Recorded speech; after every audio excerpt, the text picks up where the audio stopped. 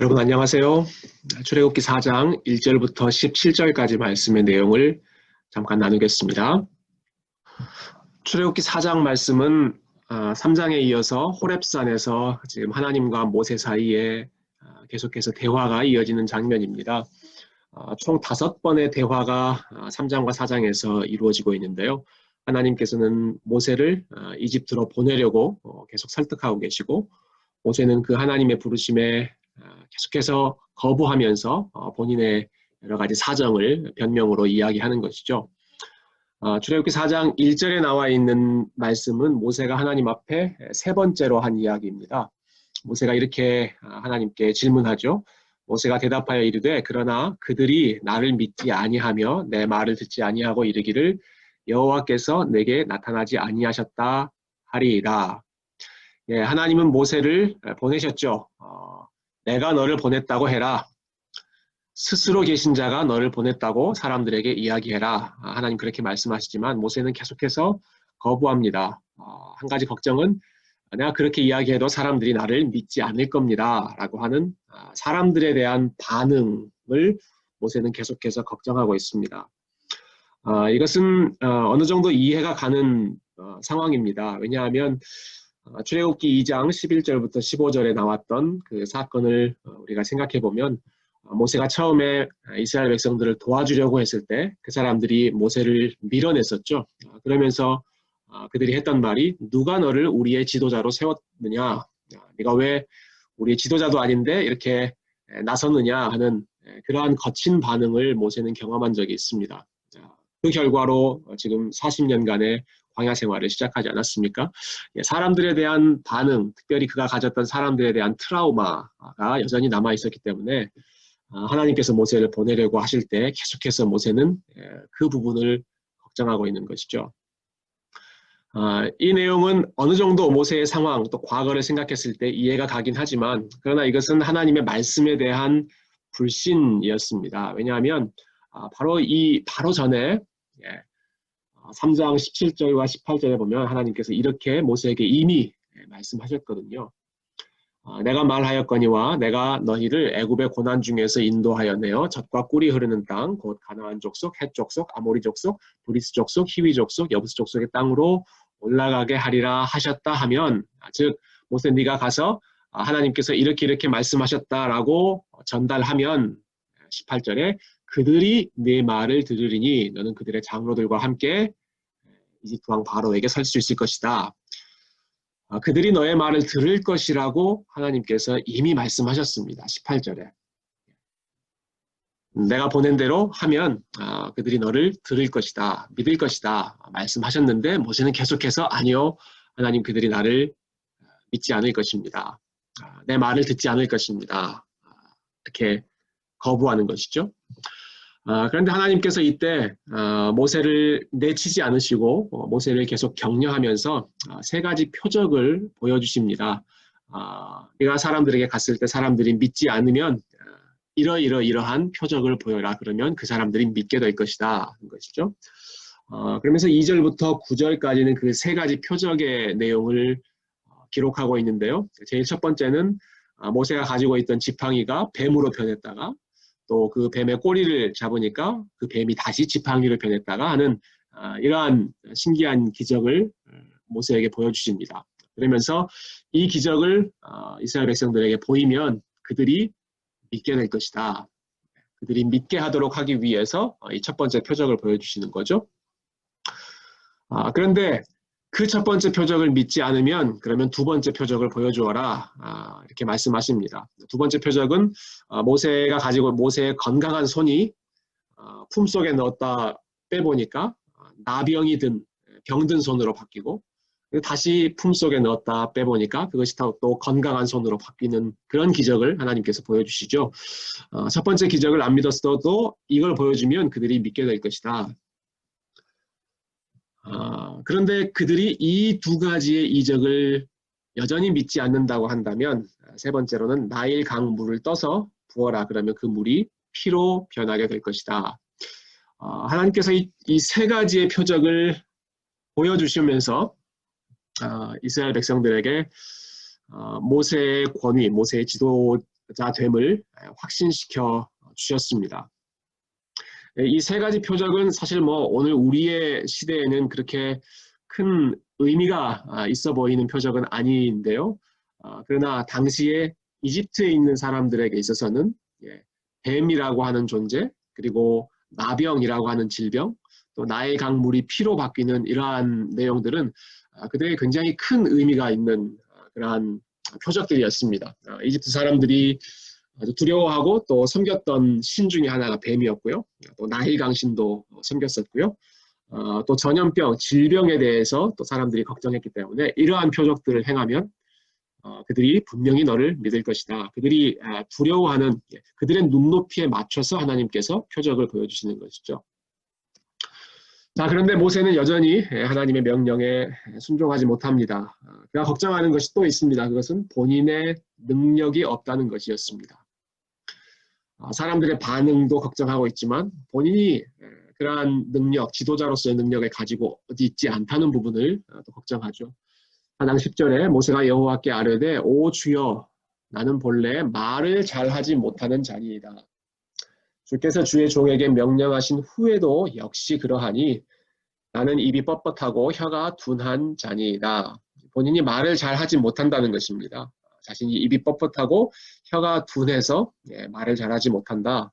심지어는 하나님께서 나를 부르신 지금 이 순간에도 주께서 주의 종에게 명령하신 이후에도 나는 여전히 말을 잘하지 못하는 사람입니다.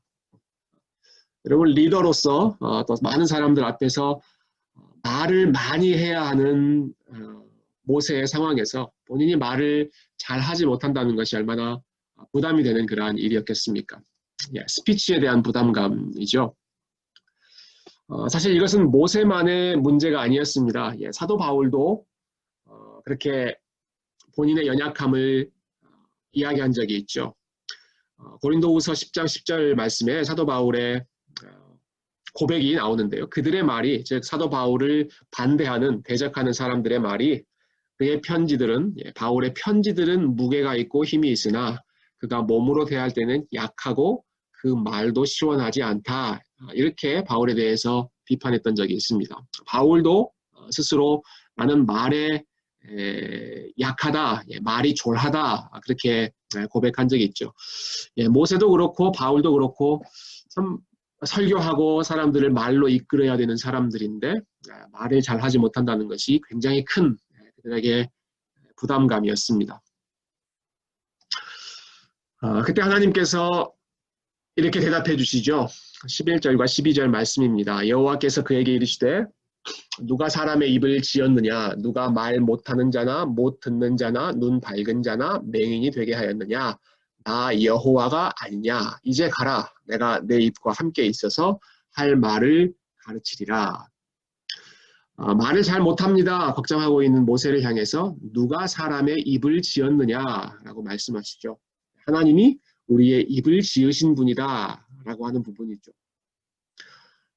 말에 대한 걱정이 있을 때마다 이 말씀이 얼마나 우리에게 또 특별히 저에게 큰 힘이 되었고 이 말씀을 붙잡고 참 기도했던 적이 많이 있습니다.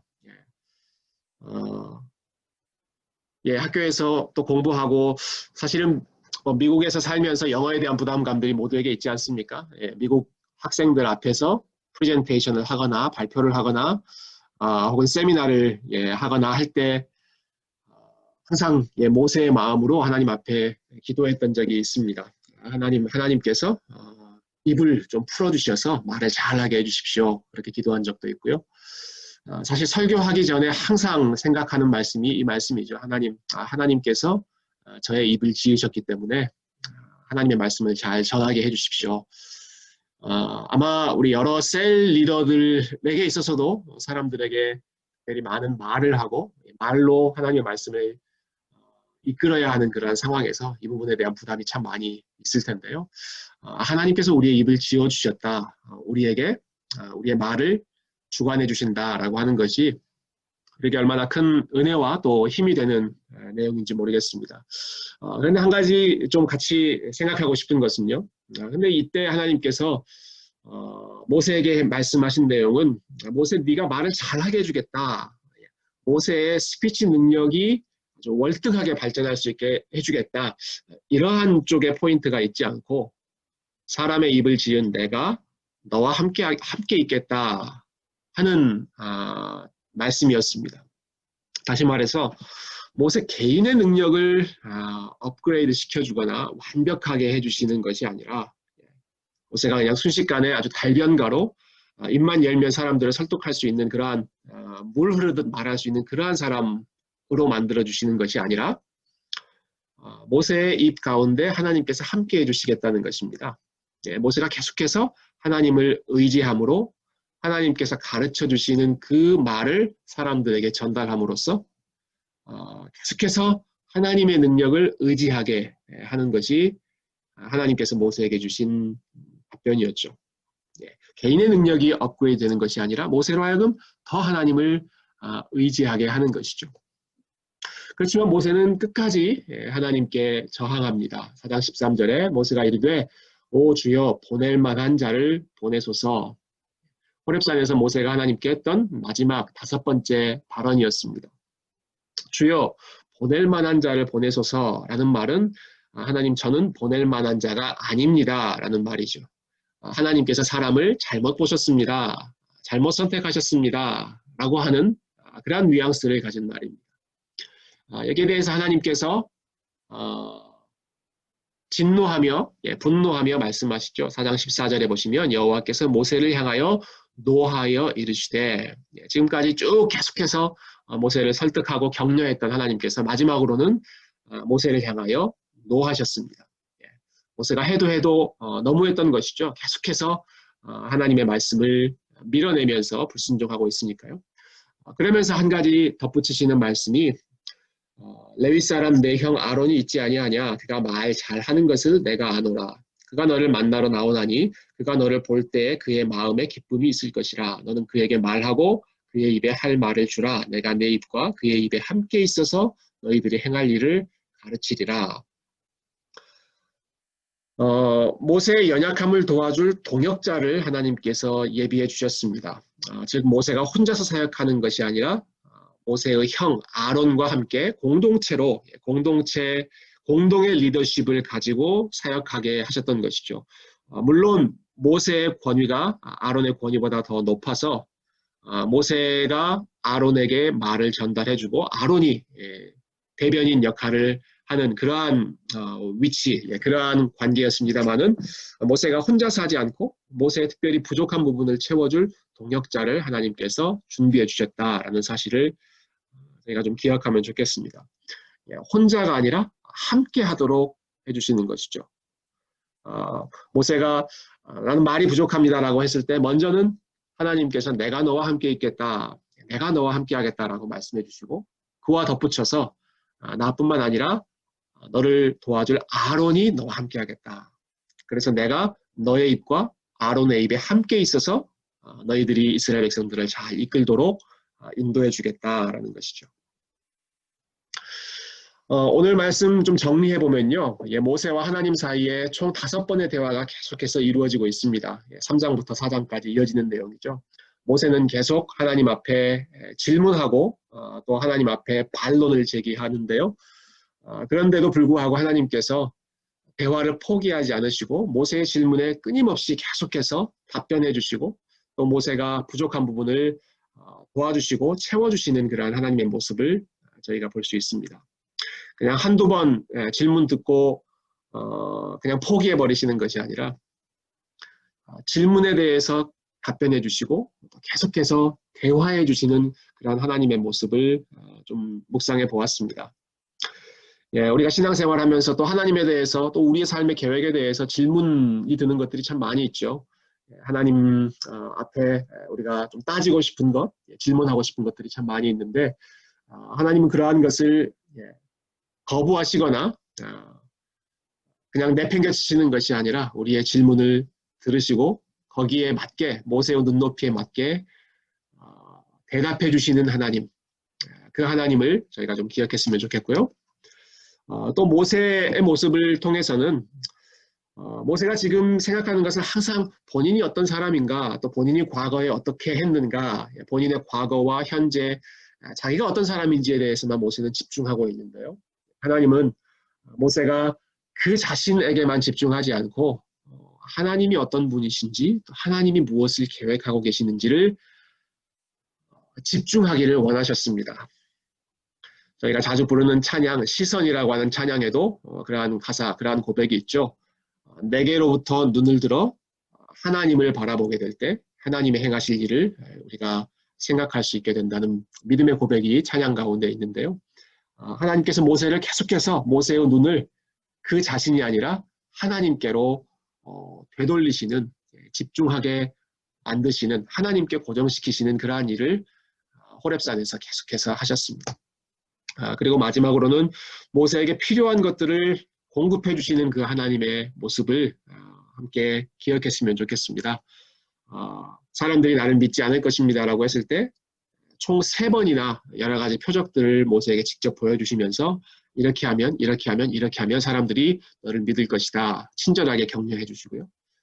나는 말을 잘 못합니다 라고 했을 때 내가 너와 함께 있겠다. 그리고 말 잘하는 너의 형 아론을 너에게 붙여주겠다. 필요한 부분, 연약한 부분을 채워주시는 하나님을 저와 여러분이 기억하고 우리가 교회에서 혹은 세상 가운데에서 하나님의 사람으로 살아갈 때 우리 자신의 모습이 참 부족하죠. 연약한 것이 많이 있지만 우리 자신에 대해서 집중하지 않고 우리의 눈을 하나님께로 돌려서 하나님을 바라보고 하나님이 행하실 일을 기대할 수 있는 그러한 저와 여러분이 되었으면 좋겠습니다. 이 말씀으로 하나님의 은혜를 함께 나누시고요. 또 모임 가운데 하나님께서 귀한 깨달음, 제가 준비한 것보다 더 풍성한 나눔을 허락해 주시기를 기도하며 함께 하도록 하겠습니다. 감사합니다.